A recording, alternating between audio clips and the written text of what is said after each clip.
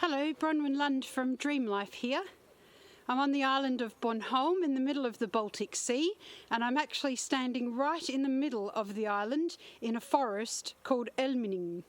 And part of the forest of Alminingen is this amazing dale called Eckodalen. What I'm going to do is I'm going to walk between two castles today. A castle that's called Gamleborg, which is old castle, and that's a castle ruin, obviously. I shouldn't get your hopes up that you're actually going to see a castle. They're castle ruins. And then through and along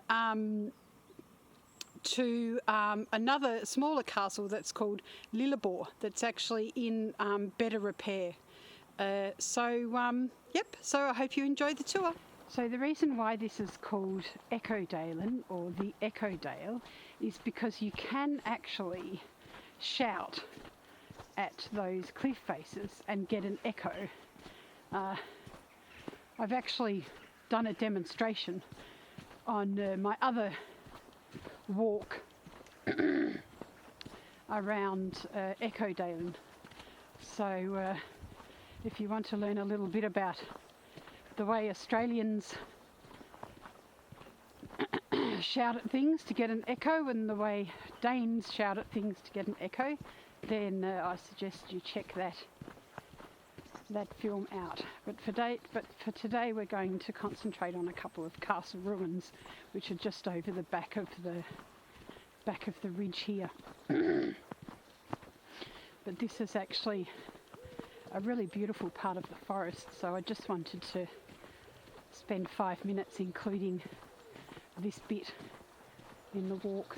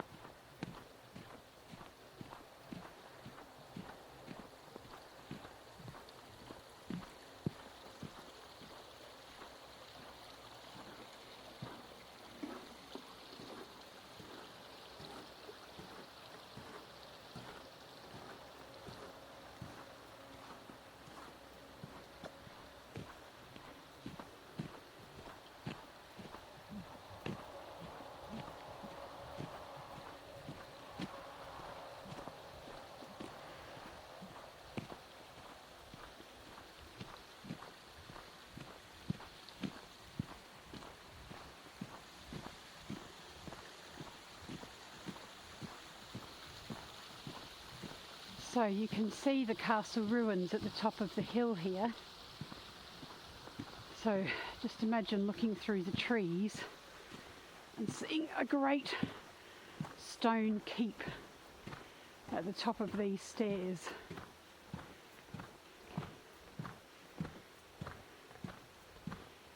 There's some information about the ruin at the top of the stairs, so we can find out a little bit more when we get there.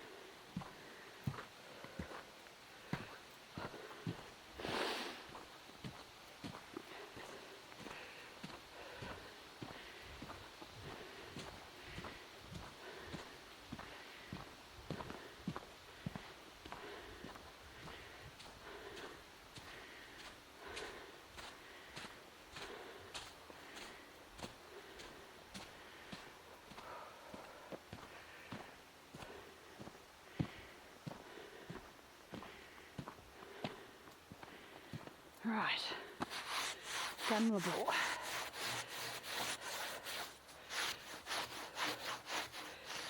Right, so Gamleborg was built in the Viking era. The stronghold may have resulted from the island being taken over by a foreign ruler, as its mid-island location would have enabled an occupying force to rule the whole of Bornholm. In the course of the 10th century, the entire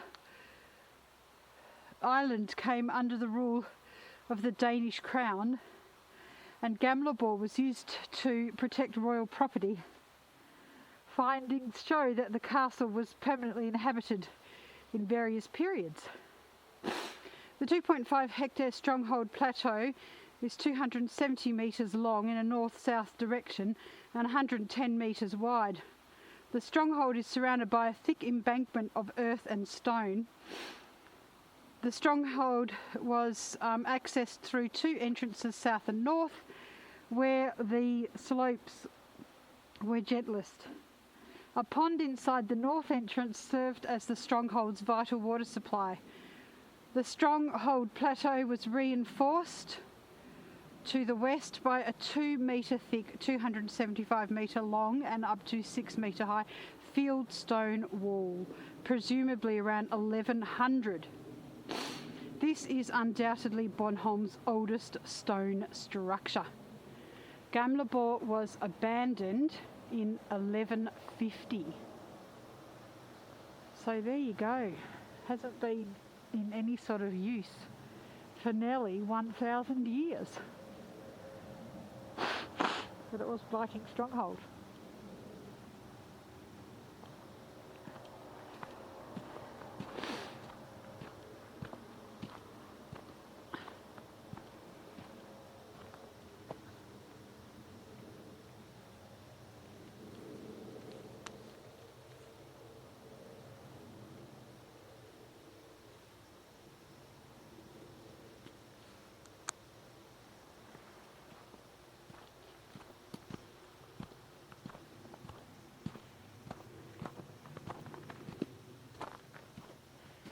So this would have been one of the main gates. You can actually take 3 paths. You can go to the right here, which is the east side of the castle. We're going to go left and follow the west side of the castle, or you can go straight through the middle, which isn't as interesting. Both of these walks are pretty interesting. You can actually circumnavigate the whole castle. I might make that the subject of another walk, but I want to get through to the little Lilleborg, which is a younger castle and in a better state of repair. So we'll go and have a look at that castle. But this is we're walking along what would have been the ramparts.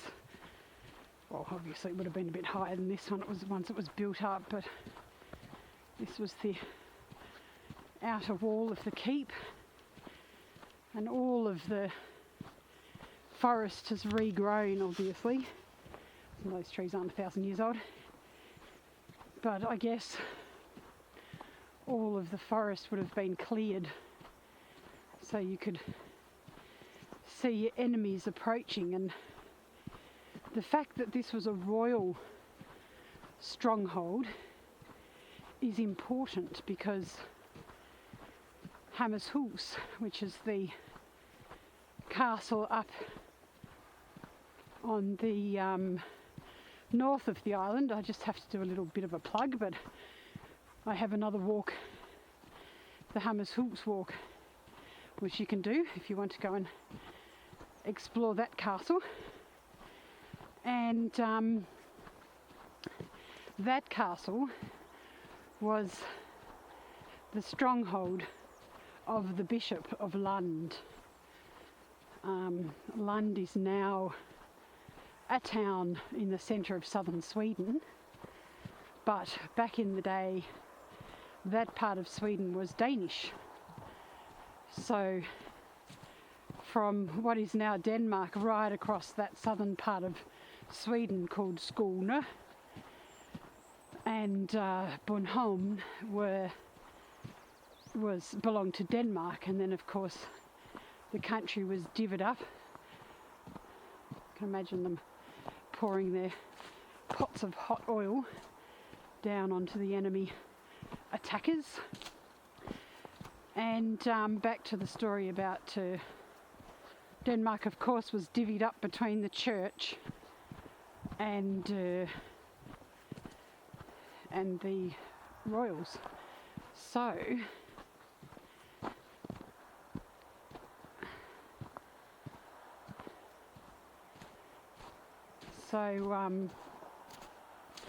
there was often, a bit of friction between those two factions. We all know the histories. And so this castle represented although if it was a Viking stronghold, the Vikings didn't really have... Now I'm getting my history all mixed up, aren't I? Because Christianity didn't actually come to Denmark until after the Viking era. So it was a royal stronghold. I think it's Lilleborg, which is the one that is protecting the king's interests on the island. So this castle's much earlier, from a much earlier period, of course. So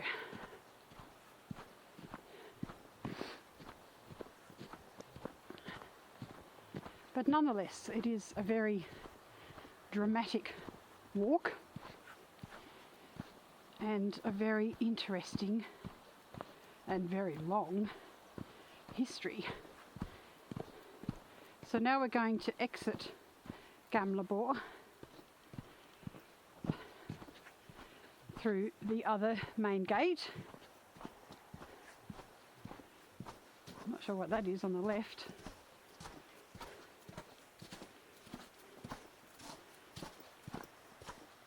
Protecting something,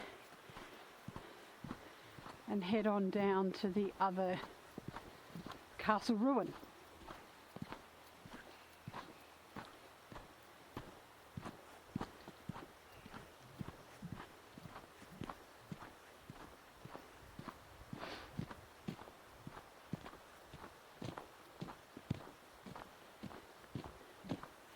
And as you can imagine, this part of the forest in autumn is really quite glorious with the autumnal colours.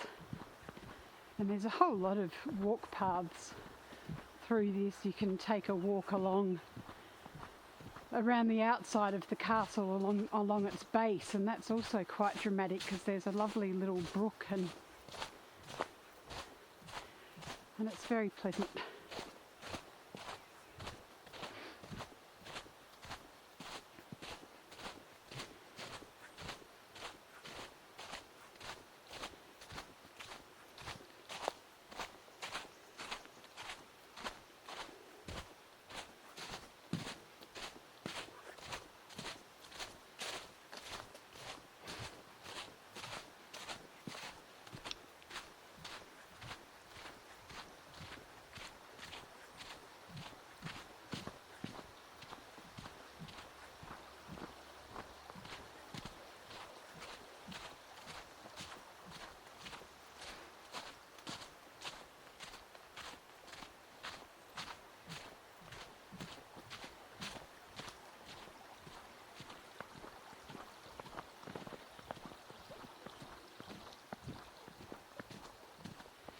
So this little lodge up here on our right is actually a picnic spot. If the weather's a bit inclement, you can actually go inside and have a nice picnic. It's nice and clean, which is really surprising considering it's unlocked all the time. Just goes to show how people respect and take care of things in this country. It's really quite impressive, the level of trust in this society. May it never be destroyed. And this is a lovely picnic area. I'm just going to walk around it.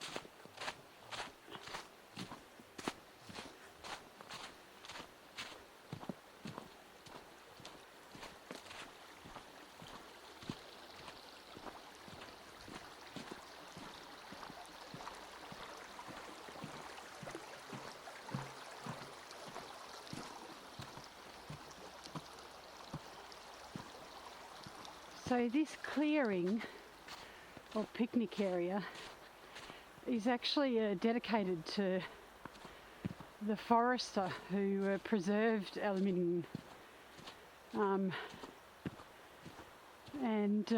He created this place and sort of stopped the farmers from using their cattle. His name was Hans Lohmer, and he was a forester. And he did a lot to make sure the forests of Bornholm were preserved. You can see the walls, the stone, well, they were stone field walls along here on these either side of this path.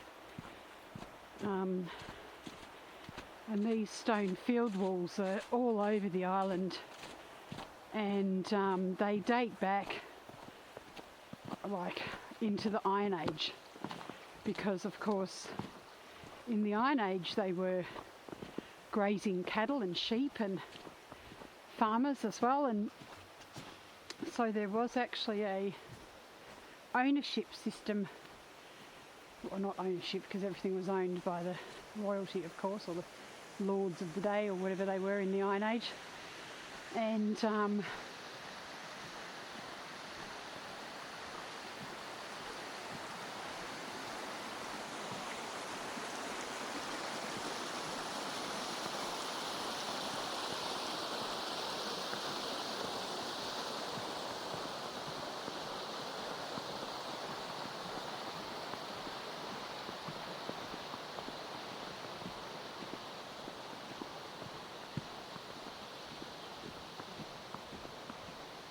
you might like to enjoy the sound of the brook there instead of my voice.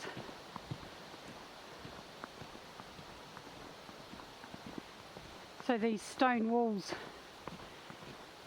are just all over the island, and they just show how long humans have inhabited this place.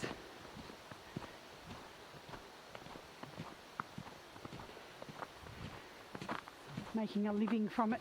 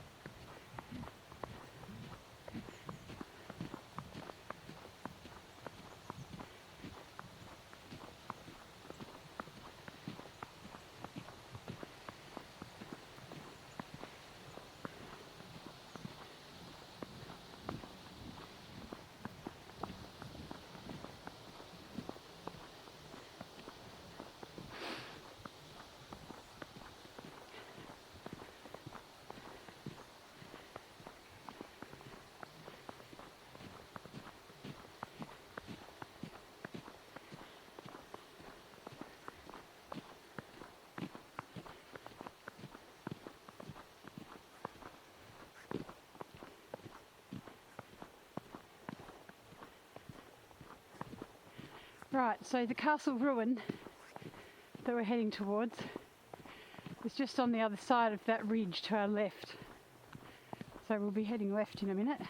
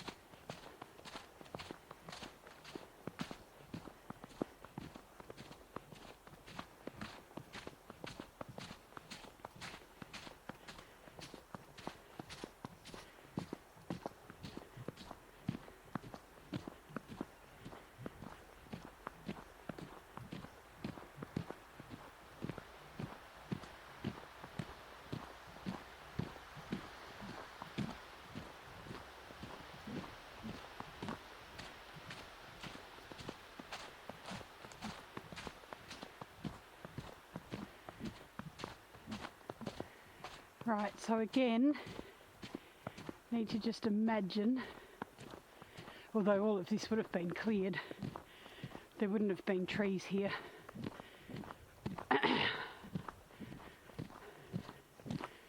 So they could see their enemies approaching, of course. Trees would give the archers something to hide behind. Not what you want. when you're defending a castle. But here up ahead is the castle ruin, and it would have actually been a really pleasant spot because there's a lovely lake next to it, which you'll be able to see from the castle, of course.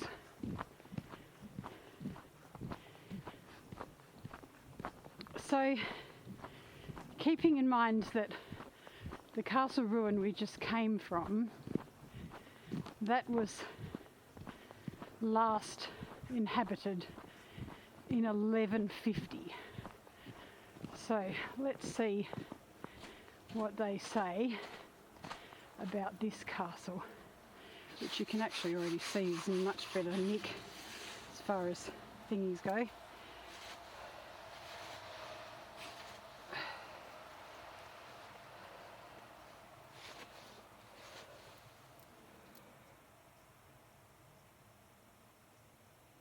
Okay, so the castle was actually destroyed in 1259.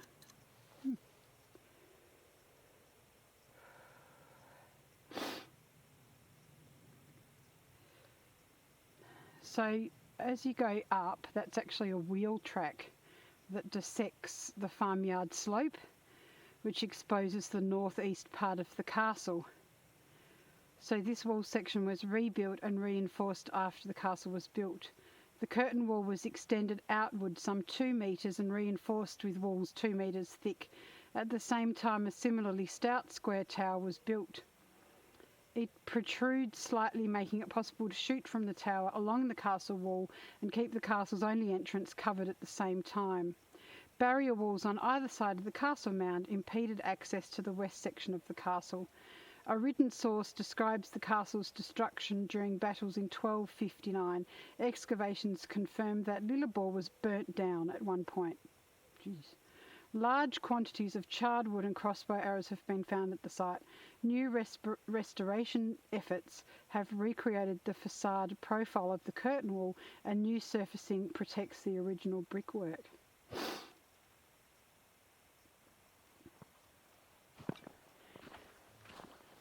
So a fair amount of battling going on.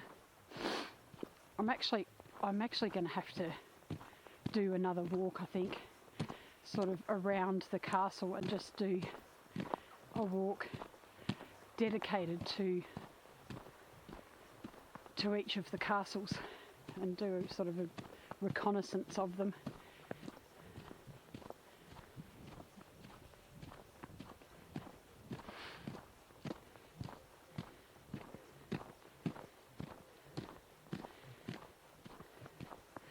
But at least this gives you a bit of a taste of the fantastic ruin that this castle is.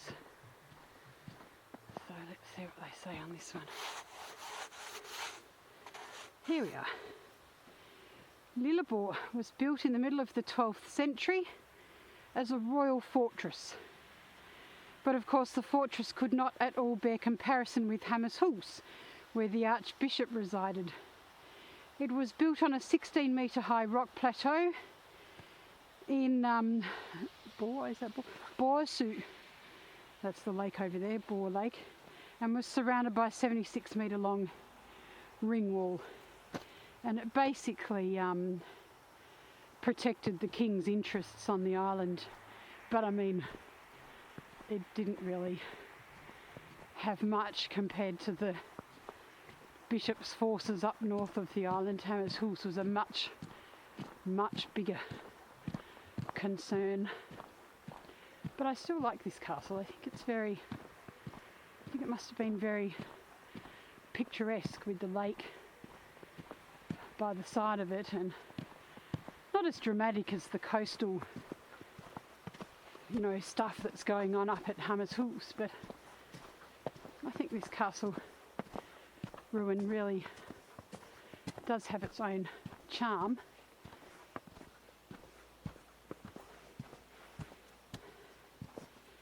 There's actually 2 intact rooms here. I always think of them as the king's and queen's bedrooms. They could look out on the lake.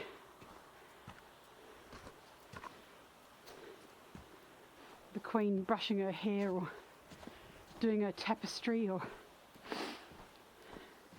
whatever it was back in the day. Not a bad view from your bedroom, is it? And then the King over here in his bedroom. Or maybe it's where the princes and princesses slept. Who knows? Then there was a tower over here to the right where they could shoot down the enemies. They must have taken out a few people before they burnt the place down. And this just talks about the ring wall surrounded an area of 1,560 metres square with small houses. So there would have been small wooden houses all dotted around here. An enormous corner tower guarded the narrow entrance to the courtyard, which is that one over there to the right. And they think the castle was probably seized and burned down in 1259 by Prince Jerome of Rügen. So there you go. Good old Prince Jerome got in here and destroyed the castle. Thanks very much.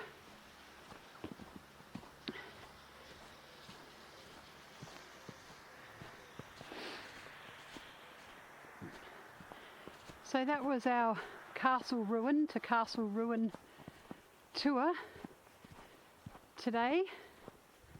I hope you enjoyed it. This is just coming to the southeastern end of the castle ruin. And as I said, I'll do another walk down and around just dedicated to this castle because it is a lovely castle. Yes, so as I said, I hope you enjoyed the tour. This is Bronwynlund signing off from Alminingen in the middle of the island of Bornholm in the Baltic Sea.